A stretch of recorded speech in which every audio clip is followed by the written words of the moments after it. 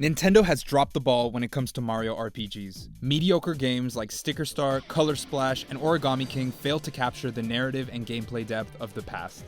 Alpha Dream was shut down after some subpar entries, effectively killing the Mario and Luigi franchise. But in the darkness, there is a light.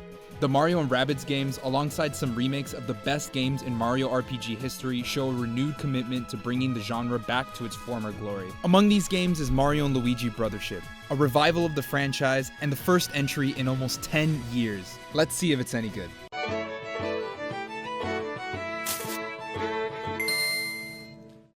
I got my Game Boy Advance SP when I was 3 years old. I was basically the equivalent of an iPad kid in the early 2000s. During that time, Nintendo games were dominating my life. I had Pokemon Fire Red and Emerald, Kirby and the Amazing Mirror, The Legend of Zelda The Minish Cap, and Mario and Luigi Superstar Saga. Basically what I'm saying is I'm an OG Mario and Luigi fan. Just so you know where I stand, here are my rapid-fire thoughts on each game in the franchise. Mario & Luigi Bowser's Inside Story was an incredible game with some of the best dialogue in the series. Bowser is such a compelling villain to play as, and the interactions between him, Mario, and Luigi throughout the game are so funny to witness. Mario & Luigi Superstar Saga is an incredible first entry and really nails the tone of the series immediately. The music is amazing, Fawful and Cacletta are deviously charming villains, and the Bean Bean Kingdom is just bursting with personality. Dream Team is divisive to say the least. You either love or you hate this game. Dream Team has a lot of boring tutorials and an incredibly long campaign clocking in at around 40 hours, but I love this game. The music is easily the best in the entire series, and any game that spotlights Luigi is a plus to me. I do not like Partners in Time. I dislike that the world is not interconnected like the other games, the time travel plot is meh, and I hate playing as the babies. I don't know, I've only played this game all the way through one time, and every subsequent time I've tried to play it, I put it down. Paper Jam is the game that almost killed Mario and Luigi. Nintendo was in there, Mario has to be very bland and safe phase that also ruined Sticker Star and Color Splash. There's basically no original characters, I fucking hate you, Toad. And the Bowser kidnaps Peach plot is so overdone at this point I could barely finish the game. Considering that Paper Mario and Mario and Luigi games are the most creative games in the Mario pantheon, I cannot forgive them for the huge missed opportunity here. So what do I think about Mario and Luigi Brothership? It's good. When the IGN review for the game gave it a 5 out of 10, I was afraid the game was going to be another Paper Jam, but I found myself enjoying Brothership quite a lot. This is my first time doing a game review, so please consider subscribing if you enjoy it. I post every single Wednesday. Despite coming from a new developer, Brothership still has a lot of the Mario & Luigi charm that makes me love the series. The art style is beautiful, the animations are energetic, and the music is alright. There's a continuity to the previous games that make it obvious Acquired did their homework. From the fake Italian babbling of Mario and Luigi to their hilarious animations and reactions, Brothership has this really expressive humor to it that puts it right there with the other games. There's a lot of funny moments in this game, most of them coming from my main man, Luigi. Luigi is weirdly the spotlight of this game. The obvious standout is the new Luigi logic mechanic, pinning Luigi as a clumsy, creative genius. Whenever it looks like the bros have hit a dead end, Luigi will pull some hilarious reality-bending solution to keep the game moving. Brothership proves once and for all, Luigi is the best bro. It's not just Luigi though, you'll meet plenty of unique characters across the game's 16 islands that made me do that thing where you exhale through your nose. You know what I'm talking about? Snoutlet and the Extension Core are some of the best characters in the series. I think this is a huge step up from the Toads and Paper Jam, and I'm happy to see the series move in this direction again. One thing to note here, I never really vibed with the plug theme that this game had going on, but the first game was literally human beings, so I'm probably just nitpicking and biased. While the humor and the characters hit the mark, I unfortunately think the story in this game is absolutely terrible. Visiting the different islands is a lot of fun and affords the game a large variety of mechanics and sceneries to keep you engaged the whole way through, but there is generally nothing interesting going on narratively at any of these locations. The game tries to tell the story about connections and how important they are, but it never really goes any deeper than that. Having friends is good, being alone is bad. Great message, Nintendo. The plot twists, if you can even call them that, are incredibly predictable, and the pacing made me want to tear my hair out at some points.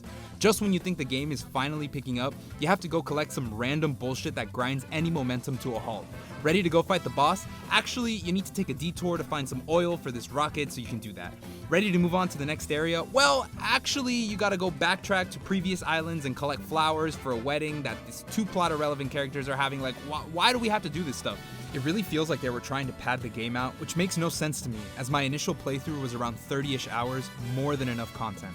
There's also so much dialogue in this game, and the characters are almost never saying anything interesting other than repeating the plot over and over again. I'd say the one saving grace of all this is the speed up button that lets you fast forward cutscenes and dialogue so you don't have to sit there while characters slowly meander to their point.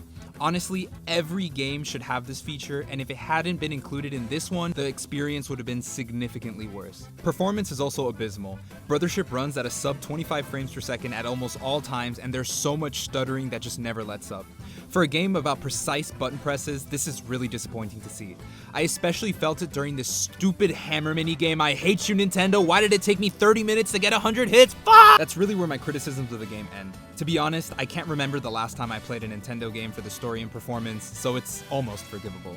Nintendo is all about that gameplay, baby. The game has 4 seas to explore with about 4 full-sized islands in each one. Exploring each of the islands was always a treat, and while you still have the basic grassland, desert, fire, and snow locations, there's a bunch of islands with their own themes that usually carry some kind of gimmick. I found most of them to be really entertaining. After completing each island, new pathways and side quests open up that encourage you to revisit them.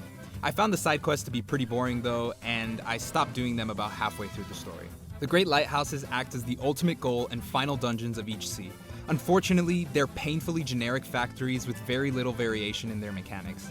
The gameplay you're seeing on screen is me cycling through the first 3, and you probably didn't really notice a difference. The last 2 are pretty cool, but I would have liked to see more of this uniqueness across all the game's dungeons. The battles are where this game really shines. Brothership has the most satisfying combat in the series and is incredibly fun to play. Satisfying is the best way I can describe the gameplay. Everything has a weight and impact to it, from the basic jump and hammer attacks, to the enemy counters, to the amazingly animated bros moves. I don't like how the bros moves are just arbitrarily given to you, but they're pretty cool overall. The gear is also pretty useful, letting you build out Mario and Luigi however you want. I built Mario as an all-around defensive brawler, while Luigi was a glass luck cannon dealing tons of lucky damage at the trade-off of all his other stats. My only qualm is that Luigi doesn't select his actions with B. What the fuck, Nintendo? 0 out of 10, worst Mario and Luigi game ever! Enemies have a large variety of attacks and even different combos based on their party makeup. Seriously, some of these guys have like 5 or 6 unique moves, and being able to counter all of them effectively is very enjoyable. The boss battles are the best this game has to offer. I found all of them to offer a decent challenge, especially the epic fights at the end of the game. Bosses have hugely varied movesets, and learning to dodge all their attacks makes you feel like a total badass. The Luigi logic system adds even more gimmicks to already interesting boss fights, and I enjoyed seeing what Luigi would cook up every time. I just wish the bosses had a bit more narrative cohesion, as most of them are just random monsters that don't relate to the area or theme at all. Finally, the battle plug system. This is the best combat mechanic in any Mario and Luigi game, even better than badges. These plugs add a strategic layer of depth to the turn-based combat that the game really benefits from. You can mix and match them at any time during battles, encouraging experimentation. I feel like in previous games, there wasn't really a reason to use defensive or restorative badges, since killing enemies fast was always the best way to go. I was constantly cycling out plugs to counter different enemies, and once you get up to 5 battle plugs, you have a great deal of interesting combos available to you. The plugs synergize with each other, so one turn you may be going all out damaging enemies, while the next turn you'll be stacking healing and defensive plugs to make sure you don't die.